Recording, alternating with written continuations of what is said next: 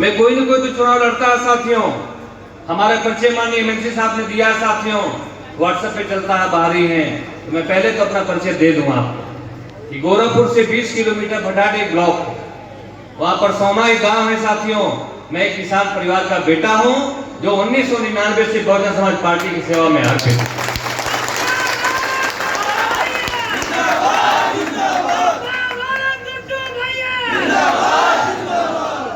साथियों, बुध लेवल से 1999 में जब मान्या बहन जी बनारस में थी, गेस्ट हाउस में मीटिंग ले रही थी, तो उस समय हमारी ज्वाइनिंग हुआ और तब से मोटरसाइकिल पे भी हम मोटरसाइकिल चला के हमने होर्डिंग टांगने का काम किया साथियों। हमने नौतनवा में 2007 के इलेक्शन में जिप्सी चला के बूथ के गठन का काम किया साथियों। 2005 में जिला पंचायत लड़ा, 337 वोट से मैं हार गया था साथियों, लेकिन 2010 में मैं 22 वोट से चुनाव जीता था साथियों। 2017 में मैं लड़ा था पिपराइच साथियों।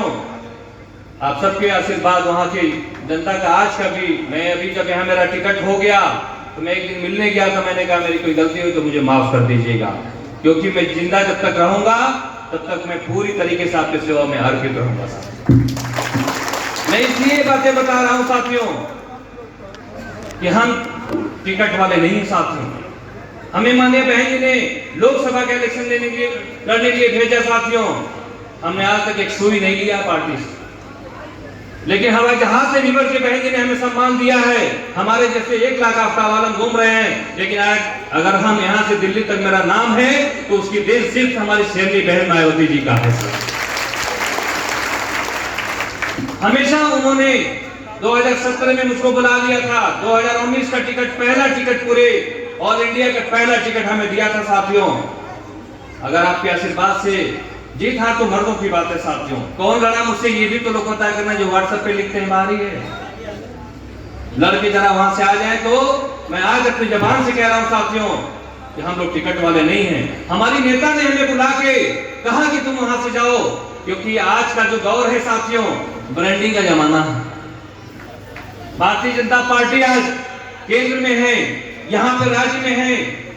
इनके पार्टी के खुद भी नेता, जिस जनपद के नेता हैं, आज नेता विहीन हो गए साथियों। आज उनका मान सम्मान नहीं है। आज जनता को जो है गांव जो है खाद्यान्न वितरण करते हैं, 50 रुपए का जो है गेहूं चावल और 100 रुपए का झोली, उस पर लगेगा मोदी जी का फोटो। कितना का हो गया भैया? 50 रुपया, 100 रुपया, 150 रुपया हुआ। और 150 के बाद जब जब इलेक्शन आएगा साथियों, तब तक खाते में किसान के 3000 5000 देंगे, 5000 दे देंगे, बटन दबा लेंगे। तो 150 वो हुआ और 5000 वो हुआ।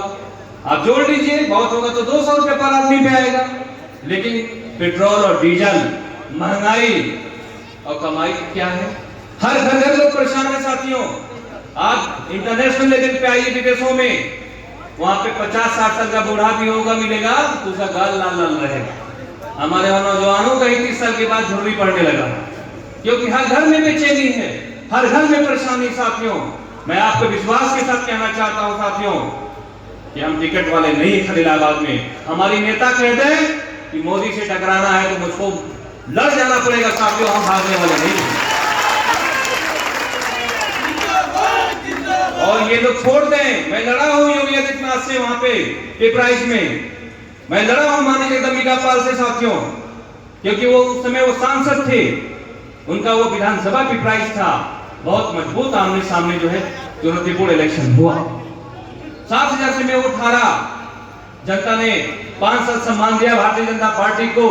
लेकिन आज मैं आपको बता देना चाहता हूं कि 100 सुनार का और 1 लोहार का जो बहन सुश्री मायावती जी ने कल दिया, मैं अपने समाज को भी कहना चाहता हूं।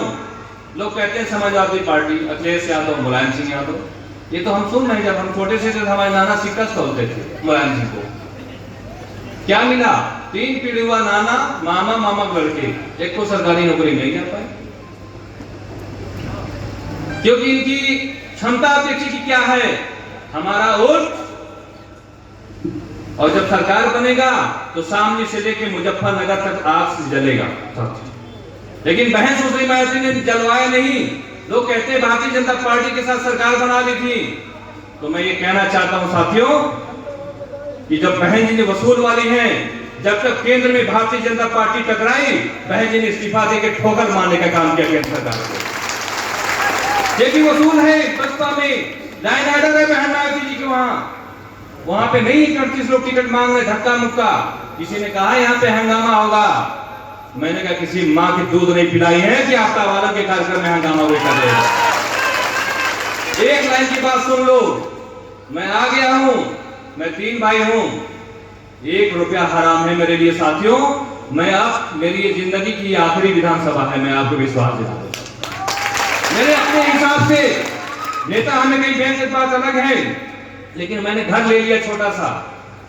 मैं चुनाव लड़ूंगा साथियों, मेरे हक में आएगा तो मैं सर्व समाज के सम्मान में साथियों, चाहे मंदिर हो, चाहे मस्जिद हो, चाहे समाज का कोई भी वर्ग हो, मैं उसको विश्वास को नहीं तोड़ूंगा। ये मेरा वादा है आपके साथ।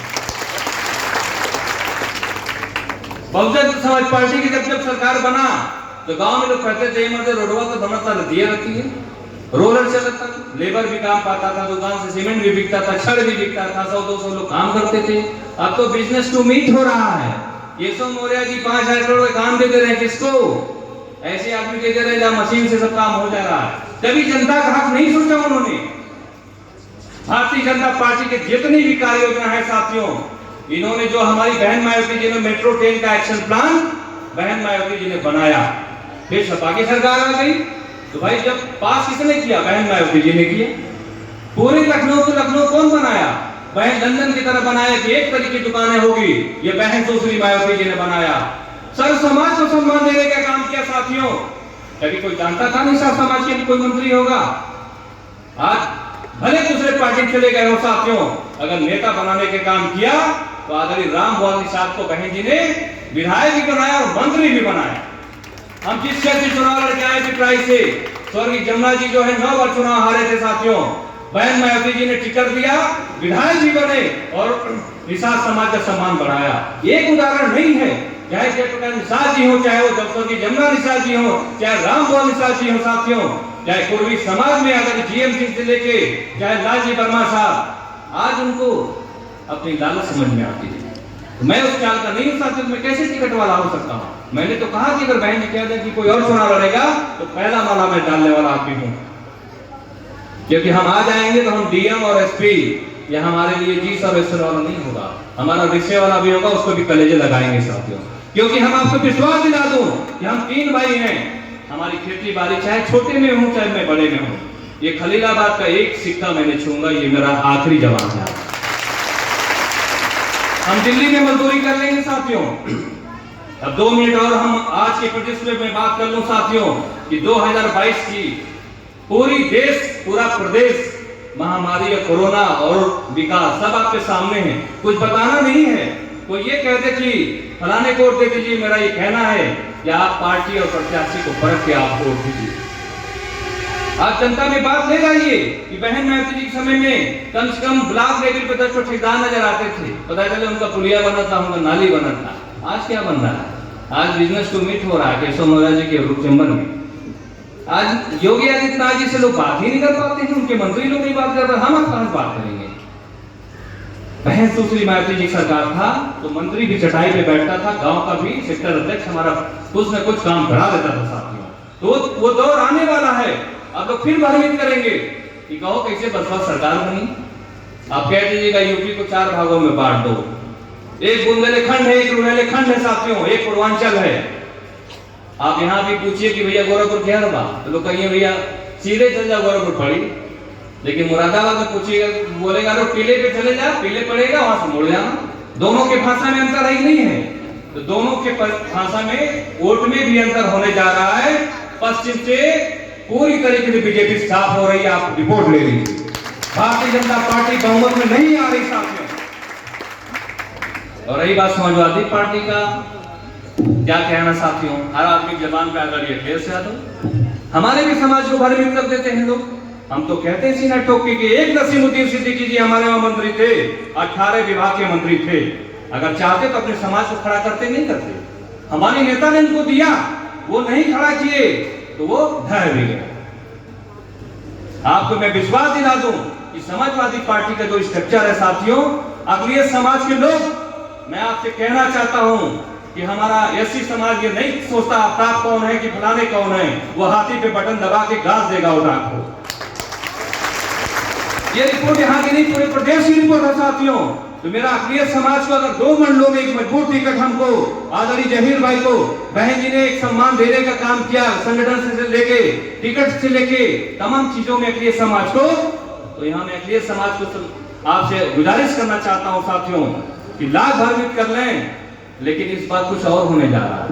मुरादाबाद कुछ और, बनारस कुछ और, गोरखपुर कुछ और। बहुमत नहीं आ रही ना बीजेपी की, असपा की कैसे आ जाएगी? जब बीजेपी नहीं आ रही, जब 3-5 वाले नहीं आ रही है, तो उनकी समाजवादी पार्टी कैसे आ जाएगी? जो बहुमत नहीं आएगी तो अगली मुख्यमंत्री बहन सुश्री मायावती जी होने जा रही है। ये नोट कर लीजिए एक लाइन कि मुख्यमंत्री के दौड़ में अगर सबसे मजबूत कोई है तो आज बहन सुश्री मायावती जी। मैं खलीलाबाद के अपने सभी सम्मानित खासतौर तीनों मंडल के हमारे साथी कराए हैं, मजबूत अपने विकास की पूर्व की सरकारों की बात रखिए। निश्चित तौर पे इस बार सरकार बनेगा साथियों, तो आप भारतीय जनता पार्टी का जो झूठ बोलने का काम है उसका आप मुंहतोड़ जवाब दे सकेंगे साथियों। मैं खलीलाबाद के सभी सम्मानित से मैं ये जरूर अनुरोध में करूंगा कि आज वक्त कम है, दूर दूर से लोग आए हैं साथियों। हम मिलेंगे, हर सेक्टर पर भी आएंगे, अंदौर में भी आएंगे, और तो कहीं ना कहीं देना है आपको। आप भ्रमित मत होइएगा, ये आरएसएस वाले आएंगे, खटिया पर बैठ जाएंगे, कहेंगे अरे डॉक्टर यूगो साहब हैं और अफ्ताबो हैं, दिलों कहाँ जीती हैं। आप कह दीजिएगा अयूब साहब को मिला 42 और बसपा वाले को मिला 56 और बीजेपी वाले को जो मिला है 16,000 ज्यादा मिला है। तो 8,000 से तो हमारा प्रत्याशी आ रहा है, तो वो 8,000 वोट अगर आप 8 कदम चल देंगे तो 8 पचे 5 गुणा कर दीजिए, 8 पचे 40 होगा साथियों। कम से कम 1 लाख से ऊपर ज्यादा वोट मिलेगा बसपा को। और ये खलीलाबाद पावर में रहेगी। मैं बता दूं, हम अपने नेता से कुछ कह देंगे तो यकीन के साथ ये मेरी जबान को नोट कर लीजिए कि मैं खाली हाथ नहीं लौटूंगा, मैं खलीलाबाद के कुछ लेके आऊंगा साथियों। हम डुमरियागंज से चुनाव लड़े हैं, हमारा रिपोर्ट ले लीजिए। लोग कहते हैं डुमरियागंज हार गए, अरे भैया मशीन भी कुछ होता है। सॉफ्ट लेबर जो है बेचारे कुदाल चला रहे हैं, नहीं खुदा पा रहा है, जेसीबी खुद दे रहे हैं मिनट में। ये Bharatiya Janata party JCB use कर रही है। चुनाव तो हम बढ़िया लड़े, 4 लाख वोट मिला, कैसे मैं छोड़ दूं? मैं डुमरियागंज पिपराइच मैं ये कहना चाहता हूं कि बात जगह की नहीं साथियों, बात सिर्फ इतनी है कि हम अपना मजबूत खूंटा नहीं बनाएंगे तो हम भ्रमित हो जाएंगे। भारतीय जनता पार्टी से आम और आम जनमानस को छोड़ दीजिए। इनके नेता कभी नाम सुना करते थे देवेंद्र प्रताप सिंह एमएलसी, आज कोई नाम लेने वाला है? राधा मोहन अग्रवाल विधायक, कोई नाम लेने वाला है? किस किस का नाम गिनाएं? ठेकेदारी पे लोग उतर रहे, ठेका पट्टा कर रहे हैं, विधायक ठेकेदारी नहीं करता साथियों। मैं अगर आपके आशीर्वाद से यहाँ पे आऊंगा खलीलाबाद में तो हवाई चप्पल पहन के भी चलेंगे तो अधिकारी पीछे पीछे चलेगा साथियों, ये वादा है। इसमें मेहनती आदमी हूँ। सोनी होटल के बगल में धौरारा में तो घर वो ले लिए, बड़ा व्हाट्सएप पे लोग चला रहे थे। हम कहलिए वे कैसे मनवा वही मनवा लेता अली लंबा का वो होता है। दिल्ली कहाँ गया हमारे पीछे है कुछ बनता है ना जिसे हम कहेंगे हम मूंगफली लावादी। भाई बहुत लोग आगो से हैं, कोई नौकरी करके बच जाता है, तो हम तो गोरखेपुर से आधा घंटा के रास्ते पे, फिर भी 40 साल उम्र हो गया आपकी, हम अपने दिल में एकदम बैठा लिए हैं चाहे पढ़ा जो कुछ भी हो, मगर मैं अब खलीलाबाद ही 24 घंटा हाजिर होगा। आपके विश्वास को नहीं तोड़ूंगा साथियों। वोट और विधायक की कोई मतलब नहीं है, ऊपर वाला दे तो इज्जत के साथ दे, ताकि अगर आरएसएस का भी कोई मेरे दरवाजे पर आ जाए तो मैं उसको भी एक कप चाय पिला के उसका भी काम कर दूं साथियों। अब आप इसे अंदाजा लगा लीजिए कि आप सावाला में बोल रहा है आरएसएस का कदर करने के लिए। मैं यही समझाऊंगा कि आप अपना जो सीने में जो पत्थर का दिल है उसको सर्जरी कराने की जरूरत है आरएसएस के लोग। एक लोग हिंदू मुस्लिम करते हैं, बताइए सब्जियां तो सबको खरीदना पड़ रहा है, कमाई जीरो, महंगाई चरम सीमा पे, क्या उनके लोग परेशान नहीं है? तो कहीं ना कहीं से साथियों इनके जो झूठ बोलने का जो ब्रांडिंग का जमाना है, जो मोदी जी पहले अमेरिका का नकल करते हैं बराक ओबामा का, उन्होंने नारा दिया माई बो, इन्होंने नारा दिया नमो नमो, तो ये इंटरनेशनल कॉपी करते हैं। यहाँ बात करेंगे हिंदू मुस्लिम का, सऊदीया जाएंगे तो शेख जी के साथ शरबत पिएंगे, बढ़िया बढ़िया कुर्ता लाएंगे, वहां हिंदू मुस्लिम नहीं है, तो हम क्यों लड़ाई झगड़े हैं? हम सब एक है साथियों। हम आज से, हमारा पहला दिन है, मैं आज आपको विश्वास दिला दूं, सर्व समाज सर्व धर्म का हर इंसान के कदर मेरे दिल में रहेगा जब तक मैं यहाँ हूं।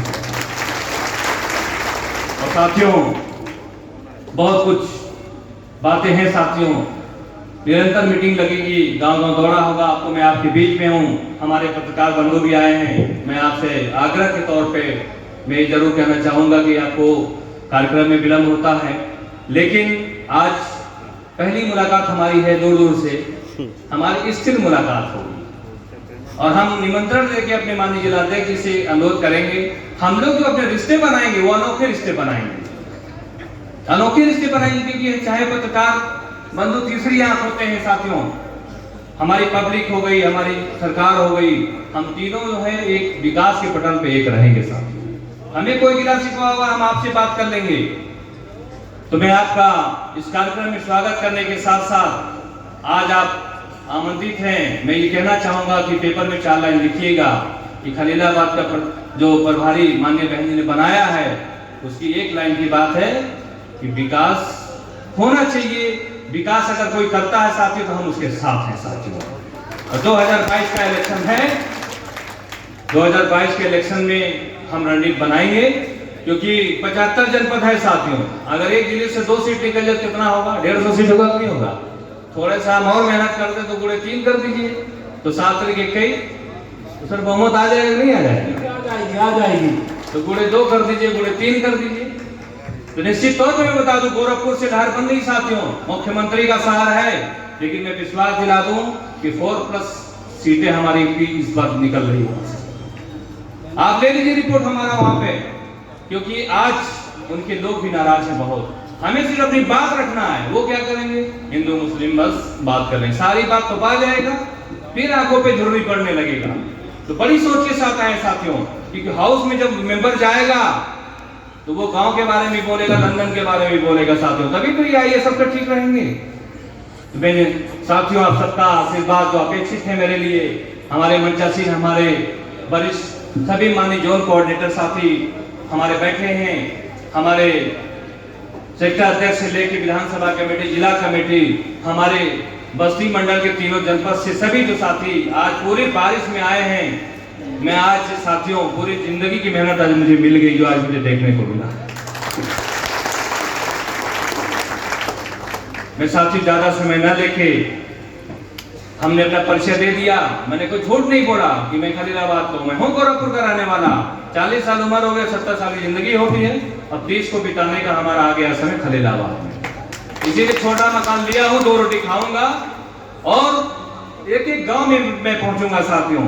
पत्रकार बंधु से भी अंडरस्टैंडिंग बढ़िया रखेंगे, 13 दिन के बाद मिलेंगे, अच्छे स्वास्थ्य मिलेंगे, कोई डिप्रेशन की कॉल नहीं होगी।